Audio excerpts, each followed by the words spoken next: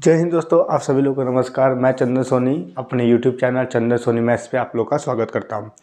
चलिए, तो आज हम लोग का क्लास नंबर 6 है। Class 10th UP board maths previous year question solution bye चंदन सर। ठीक है, आज हम लोग का 5 क्लास हम लोगों ने कंप्लीट कर चुके हैं। और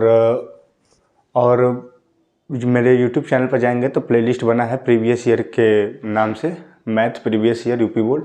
तो उसमें क्लिक करेंगे तो 5 क्लास है और छठवां क्लास आज हो रहा है। ठीक है, और छठवें क्लास में आज मैं 6 नंबर का क्वेश्चन लेकर आया हूँ कि एक नाव वाला। ठीक है, तो इसको हम लोग को सॉल्व करना है। ठीक है, तो चलिए सॉल्व करते हैं और अच्छे से। ठीक है, तो भाई एक क्वेश्चन है यहाँ पे, बहुत ही अच्छा सवाल है ये, कि एक नाव जो एक पोल जानते हैं खंबा, एक नाव जो एक पोल, सीबीएसई बोर्ड वाले भी देखते रहेंगे। पोल माने, पोल तो जानते हैं आप लोग, पोल होता है एक नाव यानी बोट है, जो एक नाव जो एक पोल की ओर आ रही है। तो पहले हम बनाते हैं यहाँ पर पोल। ठीक है, पहले फिगर बनाना बहुत जरूरी है। तो एक पोल बना लेते हैं यहाँ पर। ये हो गया आपका पोल चाहे टावर आप बोल सकते हैं, जो भी। तो एक नाव आ रही है यहाँ से, सॉरी भाई। ठीक है, तो एक यहाँ पर नाव बना लेते हैं। ठीक है, नाव कैसे बनेगा? ठीक है, नाव है। नाव यहाँ से चला, जब स्टार्टिंग में नाव था तो पोल से और नाव का जो उन्नयन कोण कर रहा है कि किसी क्षण पोल का उन्नयन कोण 30 डिग्री है। तो पोल का उन्नयन कोण कितना है? 30 डिग्री। ठीक है, कोई दिक्कत वाली बात नहीं है। 30 डिग्री देखा गया। नाव की उसी चाल से 4 मिनट के बाद तो जब ये नाव यहाँ से चल करके फिर नाव यहाँ पे आ गया। नाव कहाँ पे आ गया? नाव जब चल करके फिर नाव यहाँ पे आ गया। नाव अब आ चुका है दोस्तों यहाँ पे। ठीक है, तो नाव जब यहाँ पे आ गया तो पोल से नाव के, जब नाव यहाँ पर आ गया कितने मिनट बाद? 4 मिनट बाद। ये हो जाएगा ए, ये हो जाएगा बी, ये हो जाएगा सी, ये हो जाएगा D.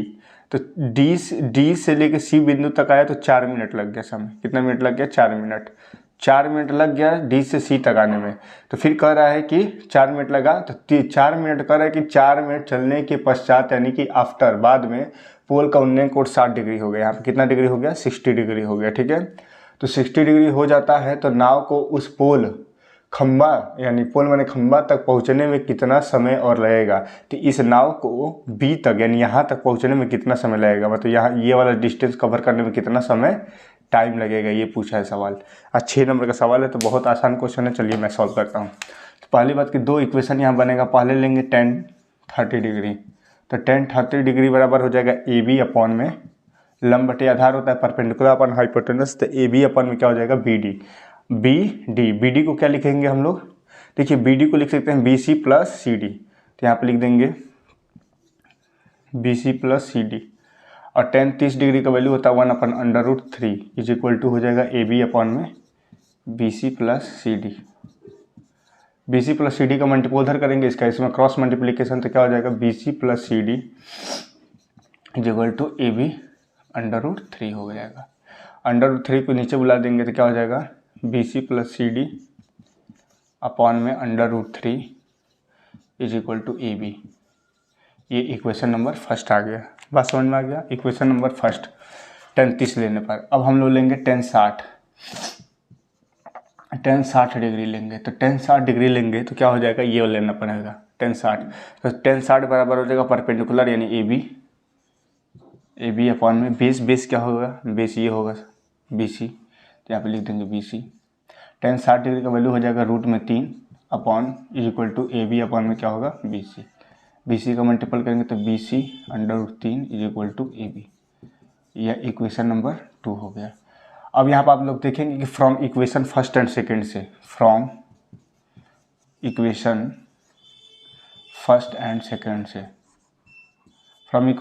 And second UP board लिखेंगे इस समीकरण पहला और दूसरा से। तो अगर देखेंगे कि ए बी यहाँ पर left hand side right hand side दोनों का ए बी क्या है? बराबर है।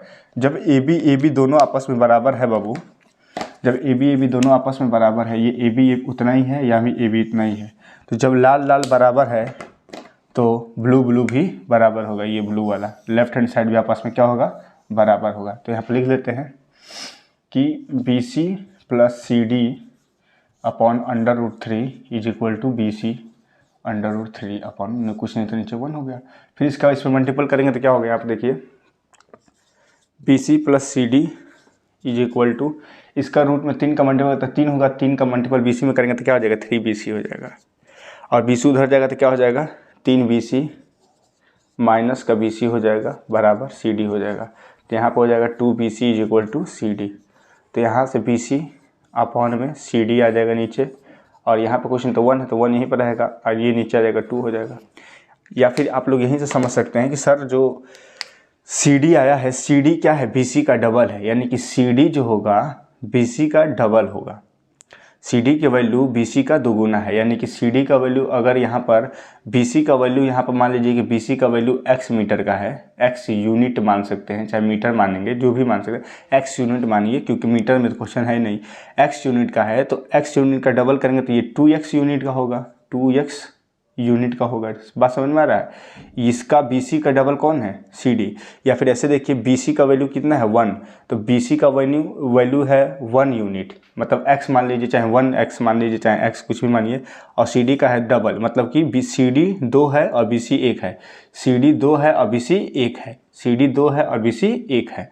तो अगर बताइए डबल जो इसका आधा नहीं है, CD का क्या है ये BC आधा है, तो 2x यूनिट को कंप्लीट करने में 4 मिनट लग रहा है, तो x यानी 1x यूनिट को कंप्लीट करने में, मतलब ये जब दोगुना को कंप्लीट करने में 4 मिनट, तो उसको एक गुना को कंप्लीट करने में कितना मिनट, तो बताइए 2 का इससे डिवाइड करेंगे कितना हो जाएगा 4 मिनट लग रहा है। भाई आप 30 किलोमीटर की दूरी अगर 4 मिनट में कवर करते हैं तो आपसे कोई पूछ देगा कि 15 किलोमीटर की दूरी कितने देर में कवर करेंगे, कहोगे सर ये 30 किलोमीटर 4 मिनट में कवर करते हैं, ठीक है 30 किलोमीटर 4 मिनट में। तो आप कहेंगे कि सर 15 यानी इसका आधा है तो इसका भी आधा हो जाएगा, तो 2 मिनट में कवर कर लेंगे।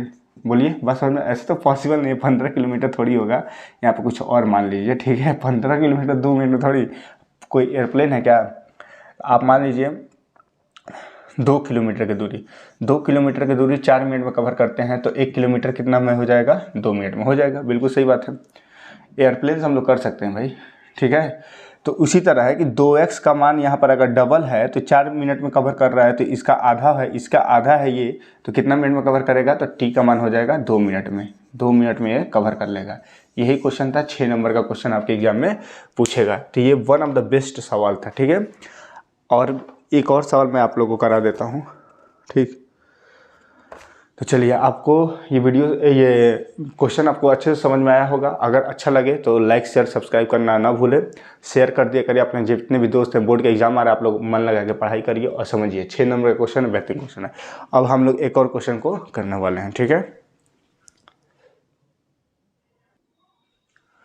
चलिए दोस्तों, तो दूसरा क्वेश्चन देख लिया जाए। आज का दूसरा सवाल यहाँ पे क्वेश्चन है कि यहाँ पे एक बेहतरीन सा क्वेश्चन है कि यदि द्विघात समीकरण 3x² - 12x + m, ये MCQ का सवाल है दोस्तों, MCQ कह रहा है कि 3x² - 12x + m = 0 के मूल बराबर है। मूल का मतलब होता है रूट्स। CBSE बोर्ड ध्यान देखो, रूट्स आर इक्वल। जब रूट्स क्या है इक्वल हैं तो m का मान बताइए। रूट्स आर इक्वल होते हैं तो m का मान बताना है। द्विघात समीकरण क्वाड्रेटिक इक्वेशन है। तो मैंने 3 केस आपको बताया था कि b² - 4ac जब ये बड़ा होता है 0 से तो क्या होता है, दो भिन्न होते हैं, दो भिन्न लेकिन वास्तविक मूल होते हैं, ये मैंने पढ़ाया था, वास्तविक मूल, ठीक है। और एक मैंने कंडीशन लिखवाया था, b² - 4ac = 0 होता है तो दोनों मूल बराबर होते हैं, जब मैं पढ़ाऊंगा तो अच्छे से बताऊंगा, लेकिन अभी यहाँ पर यही समझना है, b² - 4ac << 0, ये क्या हो जाएगा, काल्पनिक होगा। अब यूपी CBSE बोर्ड वाले को भी ध्यान से देख लो भाई, CBSE बोर्ड वाले 2 distinct real root, two roots are equal, ठीक है, दोनों रूट्स क्या होंगे, इक्वल हो जाएंगे और ये इमेजिनरी हो जाते हैं, ठीक है। तो यहाँ पर अगर बात किया जाए कि सर दोनों मूल बराबर होंगे, यानी कि सेकेंड वाला कंडीशन अप्लाई करना पड़ेगा। तीसरा है, ये फर्स्ट है। तो सेकेंड वाला कंडीशन हमको लग रहा है कि बी स्क्वायर दोनों मूल बराबर कब तभी होंगे कि जब बी स्क्वायर माइनस 4ac बराबर 0 है। तो अगर हम लोग देखा जाए कि sir 3x square minus 12x plus m बराबर 0 है, ओरिजिनल इक्वेशन क्या होता है, ax square plus bx plus c, ये क्वाड्रेटिक इक्वेशन का ओरिजिनल इक्वेशन होता है। a की जगह पर क्या है, 3 है, तो a का मान कितना आ गया 3, b का मान कितना आ गया -12, b का मान कितना आ गया -12 और c का मान कितना है m है दोस्तों। तो ABC का मान निकल गया। तो सेकेंड वाला नियम निकालेंगे, यदि मूल बराबर है तो यहाँ पर लिख देंगे यदि मूल बराबर है, तो लिखने की जरूरत नहीं, MCQ है। तो देखो बी स्क्वायर माइनस 4ac बराबर 0, b का वैल्यू कितना है -12, तो -12 का स्क्वायर -4, a का मान कितना है 3, c का मान कितना है m बराबर 0 कर दो। m का मान पूछा है ना, कितना है कि मूल बराबर है, तो m का मान बताइए। बहुत ही फर्जी सवाल है, ध्यान से देखो। 12 -12 के स्क्वायर करेंगे तो कितना हो जाएगा 144, क्योंकि माइनस माइनस क्या हो जाएगा प्लस हो जाएगा, इस सम संख्या रहता है। तो अब -4 3 12 यानी कि 12m हो जाएगा बराबर 0 हो जाएगा। तो 12m उधर जाएगा तो क्या हो जाएगा, यहाँ से हो जाएगा 12m बराबर हो जाएगा 144, ठीक है।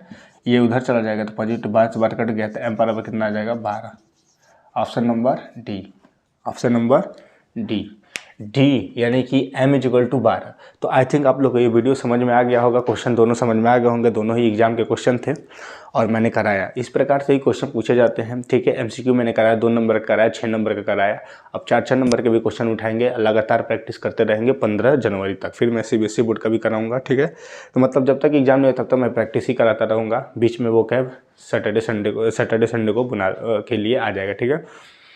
तो ठीक है दोस्तों, thank you very much, have a good night. और आप लोग इस वीडियो को शेयर करना, लाइक करना और कमेंट करना ना भूलें। अच्छा लगे तो कमेंट क्या करिए, और वीडियो ज़्यादा अच्छा लगता है तो आप लोग सब्सक्राइब करना भी ना भूलिए, ठीक है। Thank you very much, Bharat माता की जय, all the best, bye, thank you, जय श्री राम।